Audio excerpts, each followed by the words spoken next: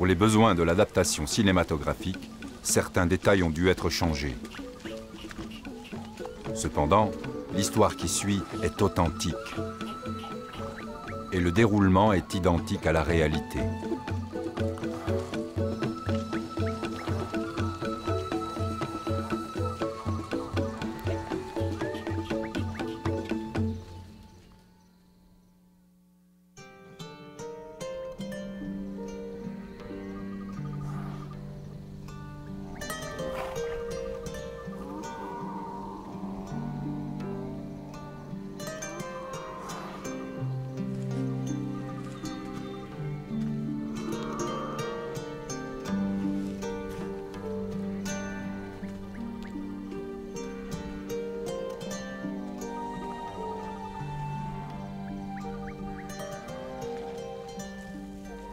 Je fais partie du peuple Fulani, et en accord avec nos coutumes, quand j'étais encore un gamin, j'étais le premier à me lever le matin, car j'étais le plus jeune. J'allais ramasser du bois, je faisais un feu pour le troupeau,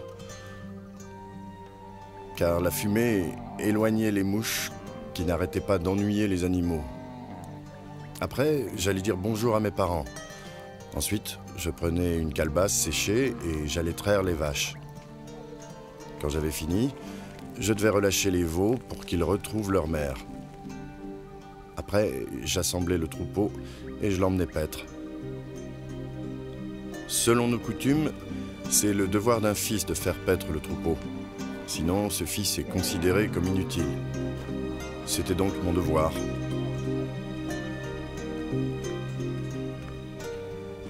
Depuis ma plus tendre enfance, j'aimais beaucoup mon père.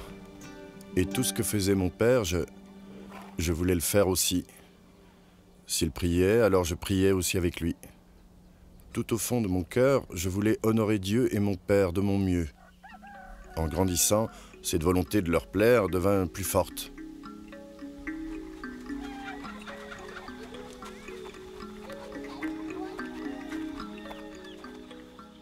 Père, je suis béni d'avoir un père comme toi. Tu m'as donné tout ce qu'un fils peut attendre de son père. Mais j'ai quand même une grande faveur à te demander, si tu as la patience de m'écouter. Dis-moi de quelle faveur il s'agit. Eh bien, est-ce que tu me permets de continuer mes études? J'aimerais aller à l'école coranique pour étudier le Coran. J'y tiens, c'est mon plus grand souhait. J'espère que tu seras d'accord.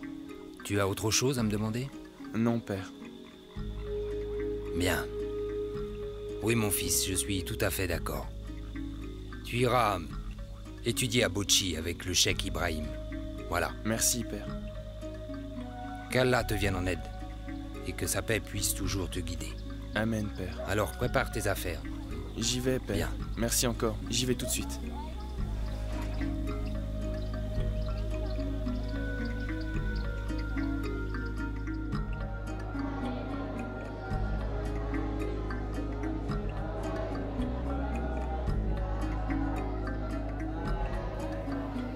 J'ai passé 3 ans à Bochi pour étudier le Coran dans la maison du cheikh. Je n'étais pas le seul étudiant. Nous étions nombreux. Nous avons appris les principes de base de la religion islamique et ses applications dans la vie quotidienne.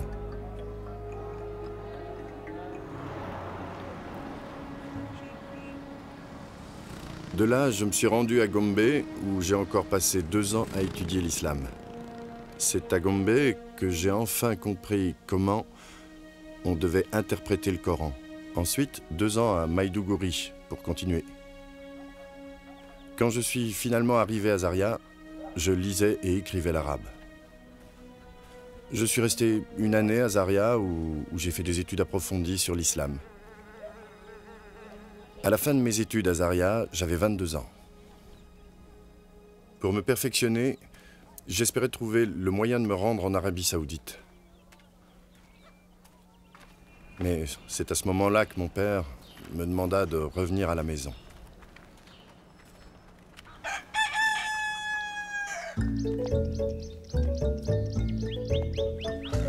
Mon père trouvait que c'était mieux que je reste au village, pendant que nous cherchions les moyens pour m'envoyer étudier en Arabie Saoudite.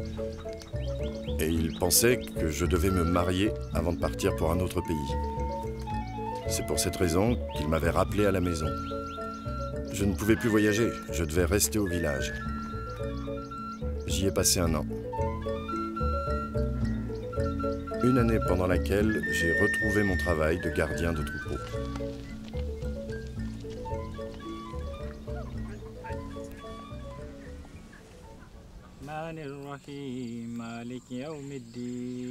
Je suis aussi devenu le chef spirituel et le professeur de notre village. Un soir, en rentrant des pâturages, nous avons récité nos prières du soir. Ensuite, nous nous sommes installés pour dîner. Pendant la conversation, mon père a dit qu'il était ennuyé que je ne sois pas marié. Mais moi, je trouvais qu'il valait mieux que je finisse mes études en Arabie Saoudite avant de me marier. Tu as réfléchi à ce que vont devenir tes femmes? Qu'est-ce que nous allons faire d'elles? Mais père, tu sais bien que je ne suis pas encore marié. Hélas, je le sais. Mais c'est la volonté d'Allah qu'un homme prenne des épouses.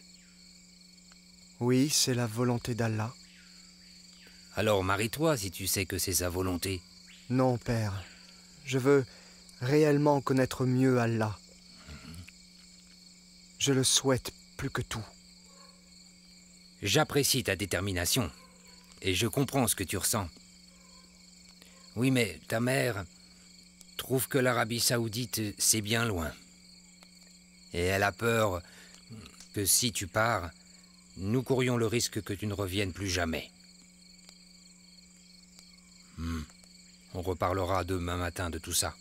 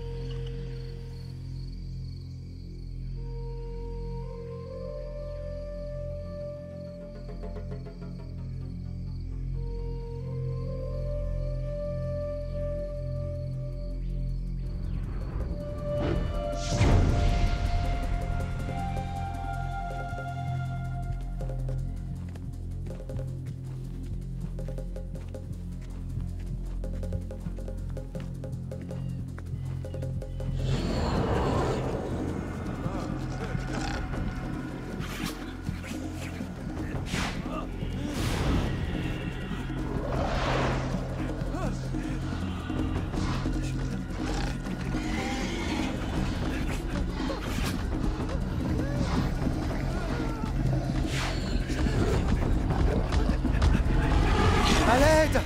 Au secours! Au secours! Après ce rêve, qui m'avait bouleversé, je ne pouvais plus dormir. Je suis resté assis sans bouger toute la nuit. D'abord, je voulais en parler à mon père, et puis je me suis dit qu'il valait mieux ne pas lui en parler. Ce matin-là, je n'ai rien fait. J'ai pris un peu de repos. Le soir venu, on a récité nos prières, ensuite on a mangé en bavardant comme d'habitude. Et après, toute la famille s'est retirée dans les cases pour dormir. Comme tous les autres, je me suis aussi rendu chez moi. Dès que je me suis endormi, j'ai fait le second rêve immédiatement.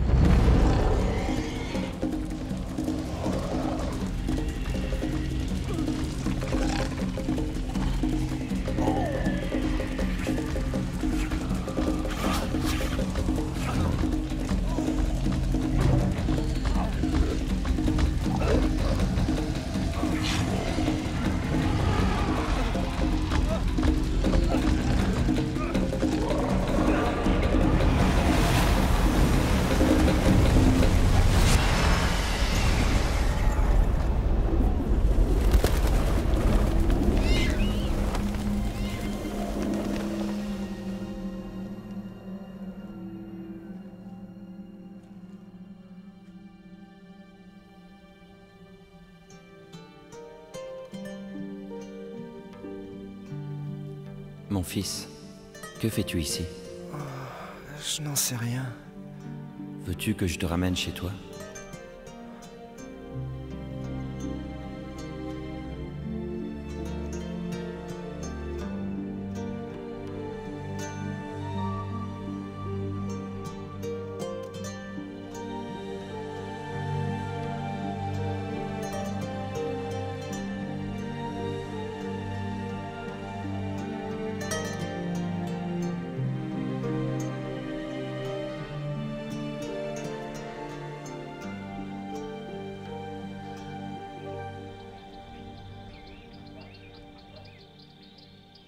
Mon cher fils, je t'aime.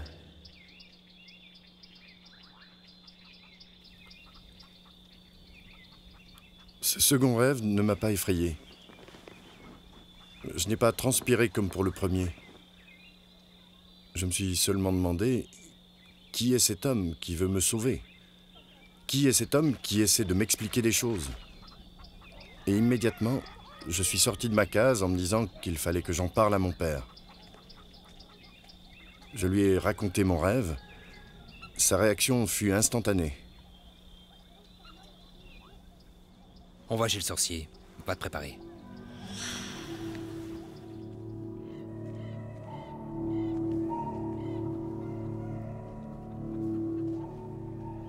As-tu apporté une noix de cola? Oui, j'en ai une. Tiens.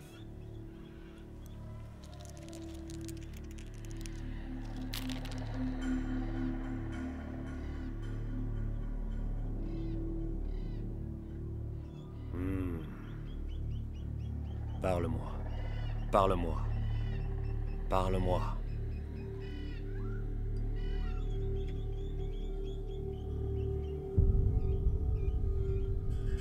Prends-en un.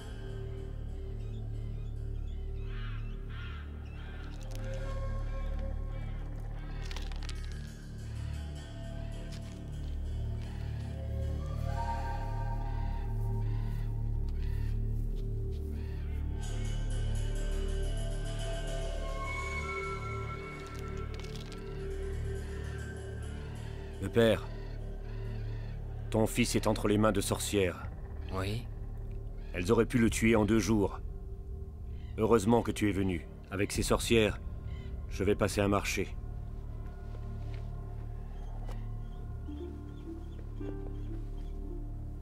Tu vois ceci? Oui.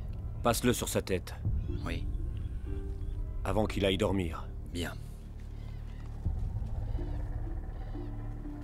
Quant à celui-là, il faut le moudre et l'utiliser comme de l'encens le soir dans sa case. Si Dieu le veut, ce rêve disparaîtra et ne reviendra jamais. Ce rêve, il ne le fera plus jamais? Non, il ne reviendra jamais. Jamais. Parfait. C'est fini. Bien. C'est déjà fait? Oui, oui. C'est fait. Merci. Ce n'est rien. Je suis très reconnaissant. Au revoir. Merci encore. Yalunda.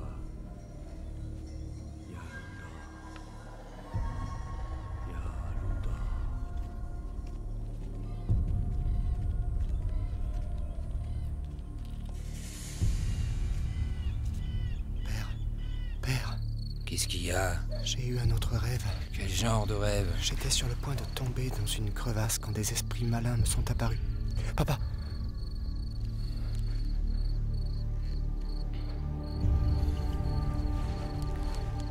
L'un d'entre eux avait des crocs et de longues griffes.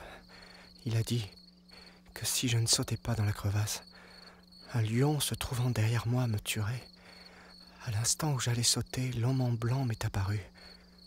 L'homme en blanc, qui est-ce? Oui, celui qui, dans l'autre rêve, m'a secouru. Qu'a-t-il fait pour toi? Il m'a demandé si je voulais rentrer à la maison. J'ai dit oui, alors il a demandé si je voulais qu'il m'aide. J'ai encore dit oui, alors il a refermé la crevasse d'un simple geste et m'a ramené. Avant de s'en aller, il m'a dit qu'il m'aimait et il a disparu. Et les esprits malins?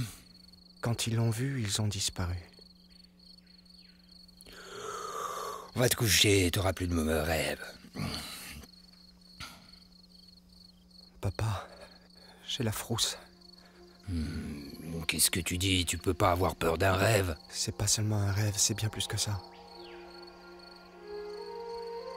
Utilise la magie du sorcier et va vite te coucher. Si les rêves reviennent de nouveau, nous pourrons nous rendre à Sokoto demain matin pour voir un autre sorcier. D'accord? Essaie de te reposer.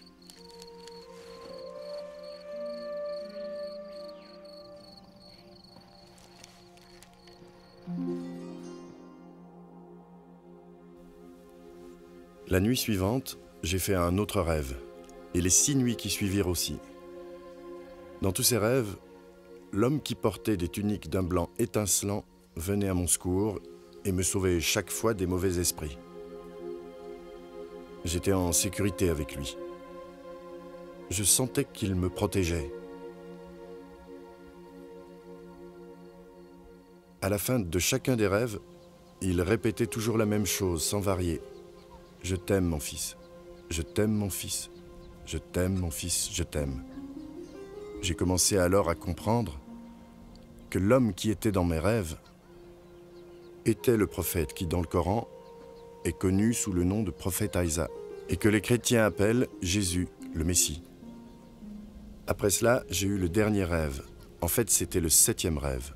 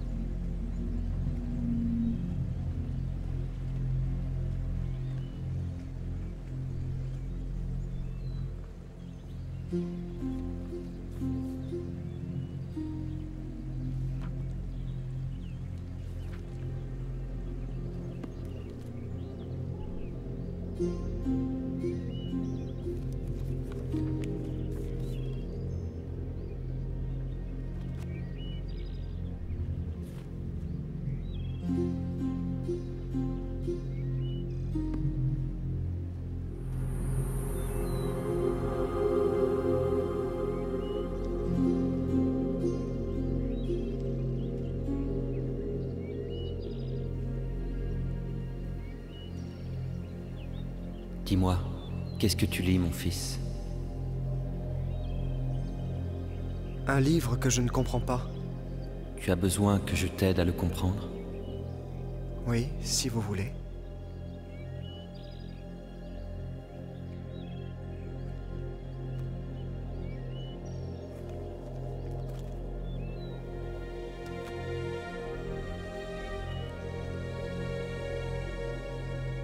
Mohamed, ce livre vient de Dieu. Il contient sa parole. Tous les versets ont été inspirés par Dieu lui-même. Venez à moi, vous qui êtes fatigués et chargés, et je vous donnerai du repos. Prenez mon joug sur vous et recevez mes instructions, car je suis doux et humble de cœur, et vous trouverez du repos pour vos âmes, car mon joug est aisé et mon fardeau léger. As-tu déjà entendu parler du chemin, de la vérité et de la vie? Non, jamais entendu. Je suis le chemin, je suis la vérité, je suis la vie. Personne ne peut arriver au Père s'il ne passe par moi. Qui es-tu? Tu me connais sous le nom de prophète Isa. Je suis venu à toi pour te donner la vie éternelle. Si tu me reconnais en tant que ton sauveur et ton Dieu, tu deviendras un enfant de Dieu. Parce que Dieu a des enfants? Les enfants de Dieu sont nés de son esprit. Les enfants de Dieu ne sont pas nés de la chair. Est-ce que tu crois en Dieu? Oui, je crois en Dieu. Si tu veux le salut, crois aussi en moi. Ce monde t'apportera de nombreuses épreuves. Mais réjouis-toi. J'ai triomphé de ce monde. Aimerais-tu me recevoir? Oui, je veux te recevoir.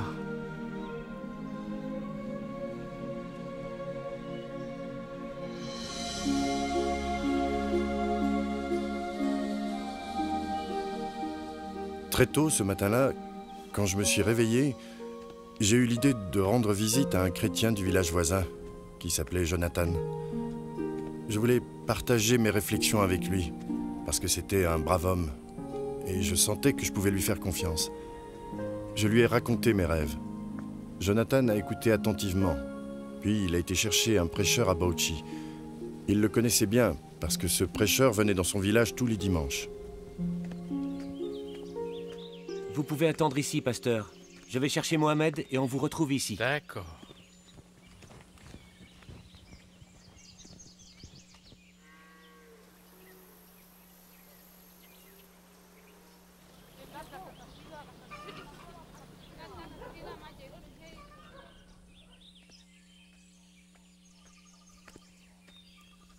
Voilà, Tu es de pasteur. retour? C'est bien. Et Mohamed? Il est là. Ah, c'est lui. Oui, je vous présente Mohamed. Bonjour. Pasteur? Approche, sois le bienvenu. Merci, pasteur. Mohamed, Pasteur? tu me parais bien brave. Ton ami Jonathan m'a parlé des rêves que tu fais. J'aimerais que tu me racontes ces rêves toi-même, en détail. C'est vrai, pasteur. Dernièrement, j'ai fait plusieurs rêves qui me font peur.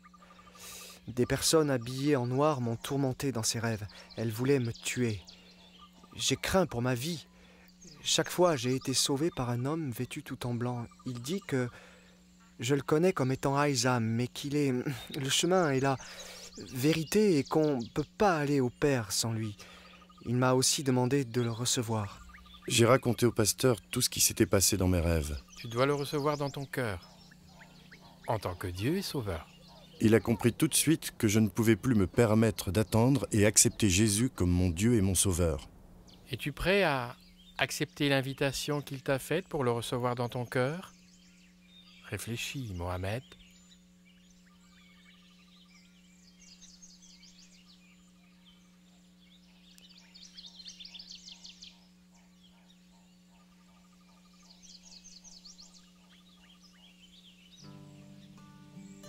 Très bien. Alors si tu le veux, je vais te guider. Tu verras que Jésus deviendra source de paix en toi.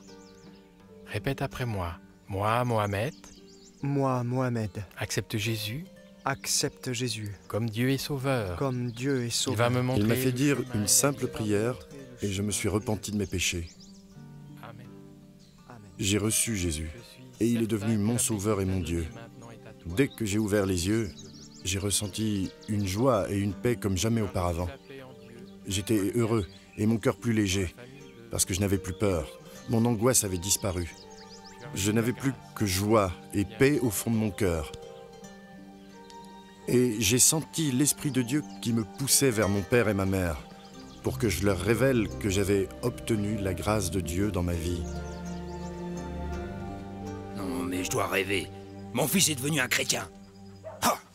Je ne pourrai jamais l'accepter. Jamais! Mon fils est devenu un infidèle. Je ne resterai pas assis près de lui.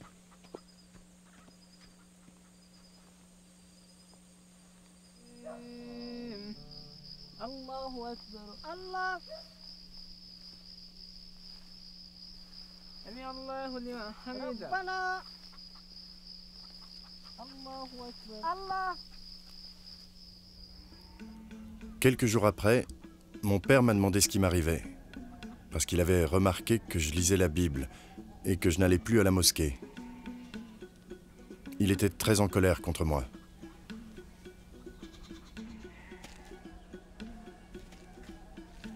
Ce genre de choses n'est jamais arrivé dans notre famille avant aujourd'hui, je te préviens. Je vais faire en sorte que ça ne se reproduise plus. Alors je te donne seulement 2 options. Ou tu renonces à Jésus, ou tu quittes ma maison sans tarder, à tout jamais. Tu es mon père. Tu sais que je t'aime et que j'ai du respect pour toi. Crois-moi, je n'ai pas l'intention de te faire du mal ou te porter préjudice. Il faut cependant que je te dise que je vais continuer dans la voie que je crois juste et que je continuerai à vivre en chrétien jusqu'à ce que Jésus vienne me montrer où aller.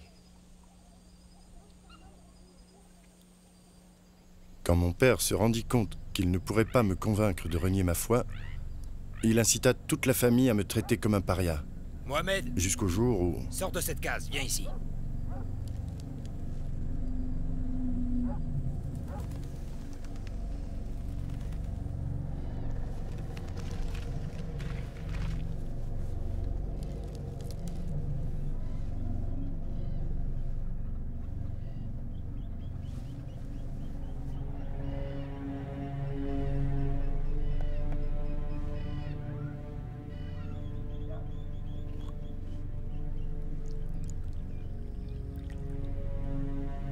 Bois ce liquide. Tu veux vraiment que je boive ce poison? Bois et tais-toi. Est-ce que tu peux m'accorder une faveur? Dis toujours. Je veux prier avant de boire. Non.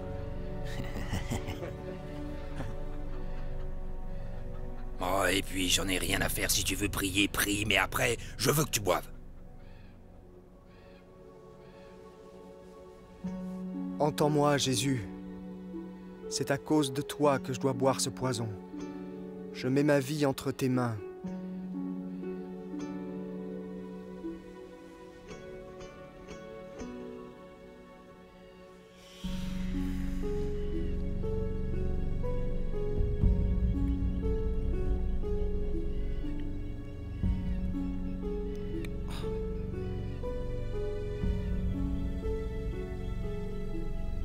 Va t'allonger.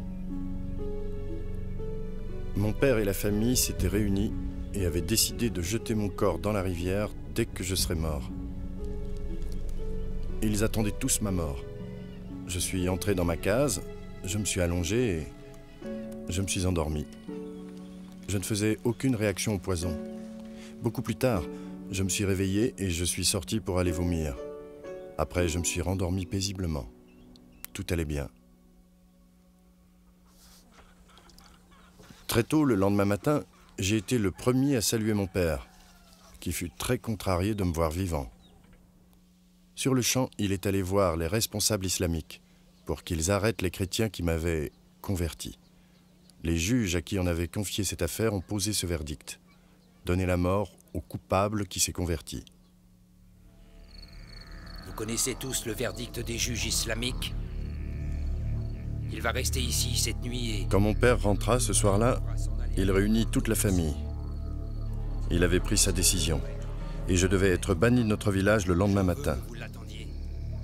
Il voulait surtout s'assurer d'une chose.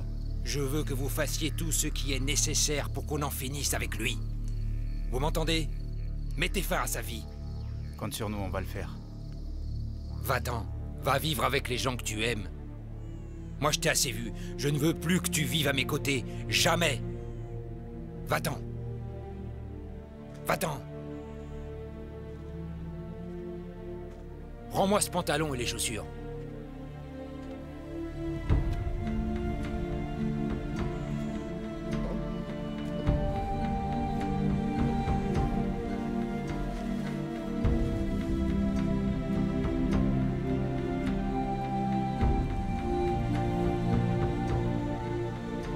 Fiche le camp.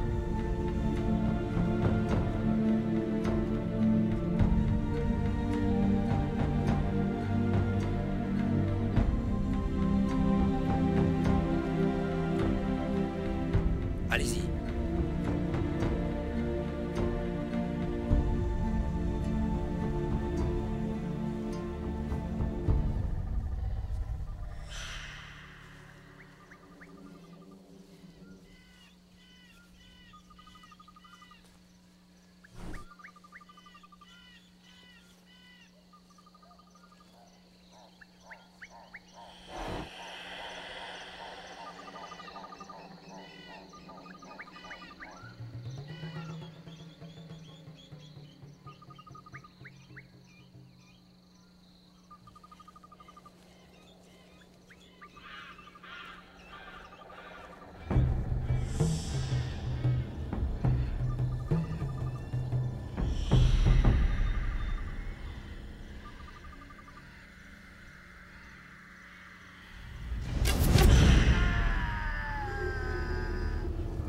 Je me suis écroulé au sol en gémissant.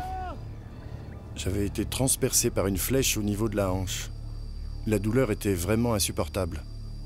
Au point que j'en étais presque inconscient, je ne voyais plus rien. Cependant, mon esprit continuait de fonctionner et me disait qu'il fallait enlever cette flèche. Elle devait être empoisonnée, donc si je l'enlevais pas tout de suite, elle finirait par me tuer. Je savais ce que je devais faire, il me fallait juste le courage. Je ne pouvais pas me relever. J'ai tiré sur la flèche et j'ai réussi à la sortir de ma hanche. Mais à ce moment-là, l'hémorragie a commencé. Mais Dieu m'a envoyé un homme du village de Jonathan. Il chassait et se trouvait là par hasard. Cet homme connaissait mon histoire. Il savait que j'avais des ennuis avec mon père et toute la famille. Il m'a aidé à me rendre jusqu'à la piste. Il y passait des voitures assez souvent. Il m'a emmené et attendu au bord de la piste jusqu'à ce qu'une camionnette arrive. D'un geste, Il l'a fait arrêter et j'ai été emmené dans une clinique.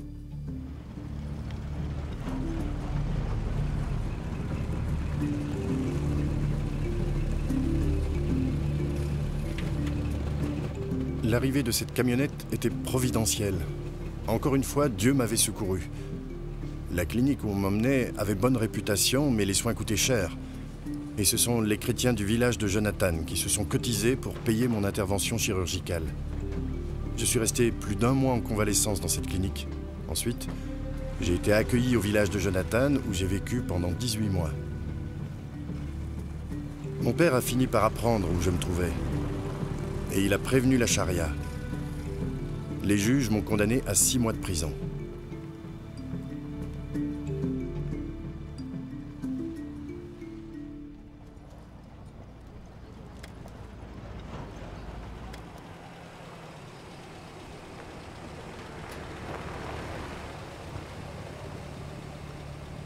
Après 6 mois de détention, j'ai été relâché et escorté dans le village de mon père par la police.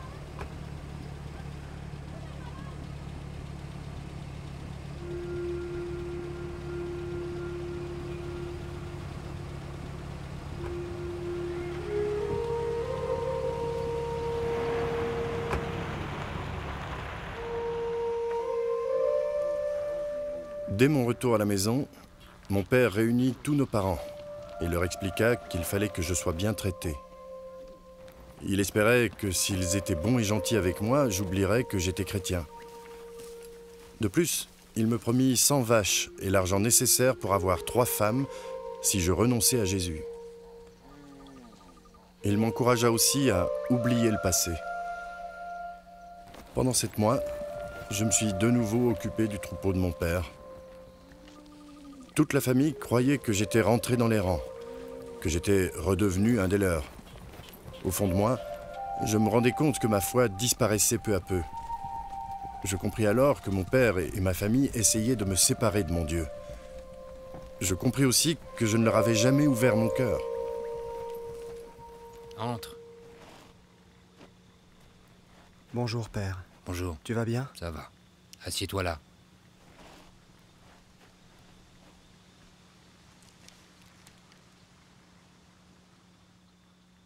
Je voudrais te parler de ta fiancée, mon garçon. Tout est organisé, maintenant tout est prêt. Papa, je voudrais te remercier de tout ce que tu as fait pour m'aider.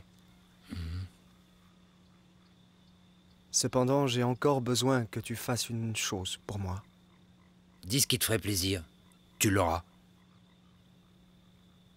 Papa, je vais te le dire, mais tu ne pourras pas satisfaire ce besoin. Seul Jésus le pourra.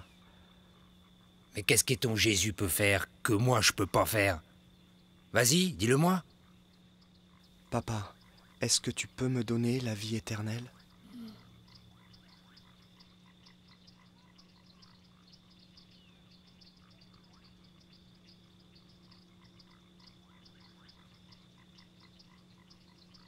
Non. Je peux pas te donner la vie éternelle. Papa, comme tu ne peux pas me donner la vie éternelle, eh bien je reste avec Jésus parce que lui va me la donner.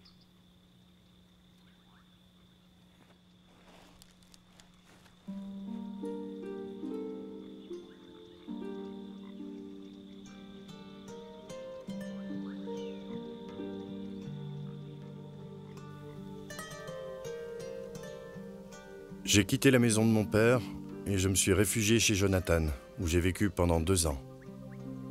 Pendant cette période, je ne ressentais aucune envie de communiquer avec ma famille. Je n'en ressentais aucun besoin. Puis un jour, je reçus un message. Mon père était à l'hôpital, très malade, et il désirait me voir.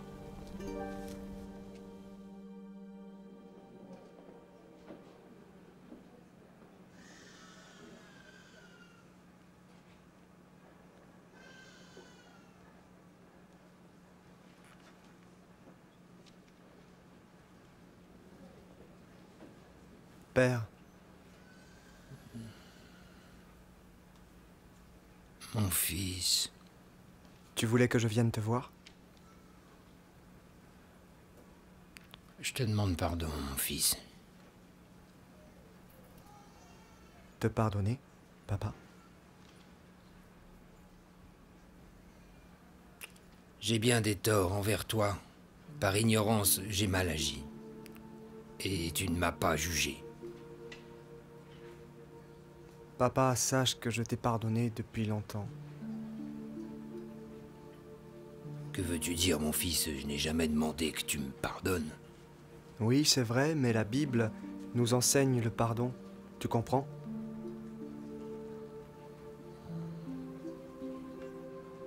Mon fils, accroche-toi à ton Dieu de toutes tes forces. Si tu veux, il peut aussi être le tien, Père. Mon Dieu? Je ne comprends pas. Qu'est-ce que tu ne comprends pas, Père? Avec tous les péchés que j'ai commis, tu crois qu'il m'acceptera? Il est le Dieu d'amour. Il ne demande qu'une seule chose de toi. Ça coûte combien? Non, ça ne coûte rien. C'est un cadeau. Un cadeau, explique-moi. Grâce à Jésus, qui a racheté nos péchés, il suffit que tu l'acceptes comme ton sauveur et tu auras la vie éternelle. Tu veux bien l'accepter dans ton cœur? Oui, je désire recevoir ce cadeau. Tu veux bien qu'on fasse une prière tous les deux? D'accord. Répète après moi. Oui.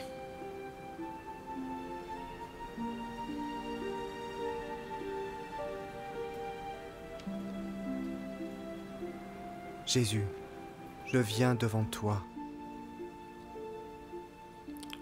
Oui, Jésus, je viens devant toi. Afin que tu pardonnes tous mes péchés, et je veux... Afin que tu pardonnes tous mes péchés, et je veux... Que tu deviennes mon Seigneur et mon Sauveur. Que tu deviennes mon Seigneur et mon Sauveur. Amen. Amen.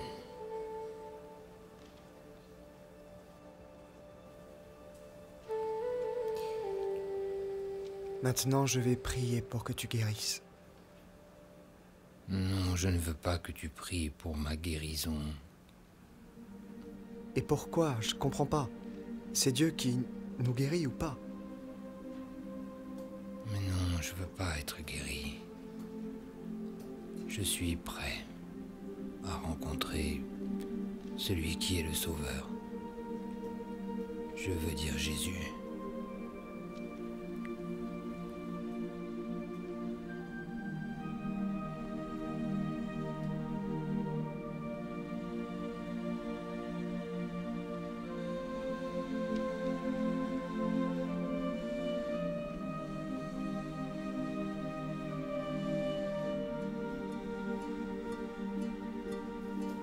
Mon père est mort 3 heures après avoir prié avec moi. Il s'est éteint dans la paix et dans la joie. Parce qu'il savait où il allait et qui il voulait connaître. L'espoir de rencontrer Jésus le fit passer de vie à trépas sans anxiété. Notre réconciliation effaça toutes les douleurs et les peines que nous avions connues. Dieu les fit disparaître. Et toi, mon ami, où en es-tu? Es-tu prêt à recevoir le pardon de tes péchés? Dieu est un Dieu de réconfort et d'espoir, un Dieu fidèle, un Dieu de justice et de vérité. Dieu est le chemin, la vérité et la vie, et c'est par lui que l'on reçoit la vie éternelle. Prépare-toi à le recevoir dans ton cœur. Laisse-le devenir ton Seigneur et ton Sauveur.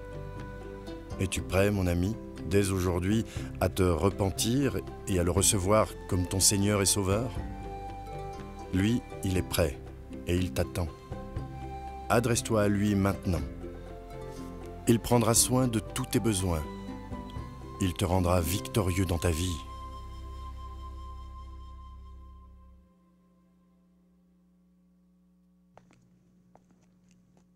Il est naturel pour des parents de protéger et d'élever ses enfants. Le père de Mohamed n'était pas une exception, mais Mohamed a franchi une frontière. Et à ce moment-là, Mohamed a mérité la mort aux yeux de son père. Il a eu la possibilité d'adjurer, de se rétracter. Il ne put le faire, sa conscience ne lui permit pas. Il savait au fond de lui que l'expérience qu'il avait eue était bien plus qu'un rêve. Nous avons eu une vision totalement différente quand nous comparons la relation entre Mohamed et son père et la relation entre Jésus et Dieu. Le père de Mohamed n'hésita pas à décréter que son fils devait mourir pour ses péchés, surtout que selon lui, Mohamed avait commis le péché le plus grave, celui de choisir un autre Dieu, tandis que Dieu le Père avait décrété que Jésus allait mourir pour les péchés de l'humanité. Vous vous demandez peut-être, Jésus avait-il déplu à son Père en quelque façon? Pas du tout. Dans l'évangile de Matthieu chapitre 3, Dieu a parlé de Jésus, en ces termes. « Celui-ci est mon Fils bien-aimé, en qui j'ai mis toute mon affection. » En fait, durant son ministère sur terre, Jésus n'a jamais fait quoi que ce soit pour déplaire à son Père. Jamais, c'est certain. Pourquoi son Père alors? Je parle maintenant de Dieu. A-t-il voulu que son Fils soit crucifié et qu'il meure sur la croix comme un criminel, couvert d'opprobre et de honte? Comment un Père parfait peut-il abandonner son Fils à une mort aussi abominable que celle de la croix? Un Fils bien-aimé qui toute sa vie n'a rien fait de mal? La seule façon de comprendre, c'est de se référer à la mission du Messie. En effet, Jésus n'est pas venu sur terre pour agir selon sa volonté. Il est venu dans le monde pour accomplir la volonté de son Père. Et la volonté de son Père était que son Fils donne sa vie pour racheter les péchés du monde.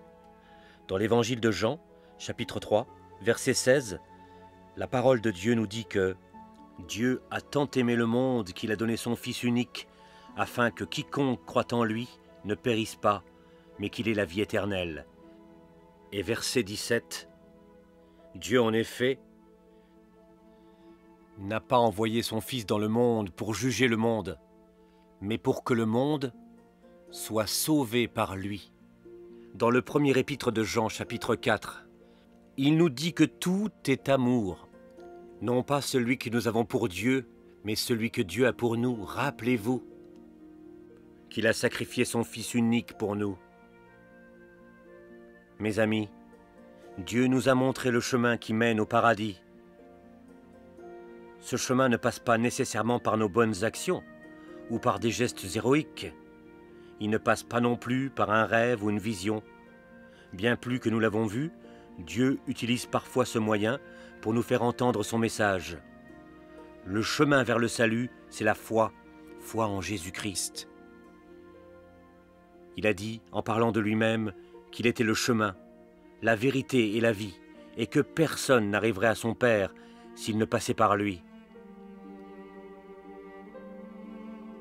Est-ce que vous avez le désir de plaire à Dieu? Voulez-vous l'assurance d'aller au ciel?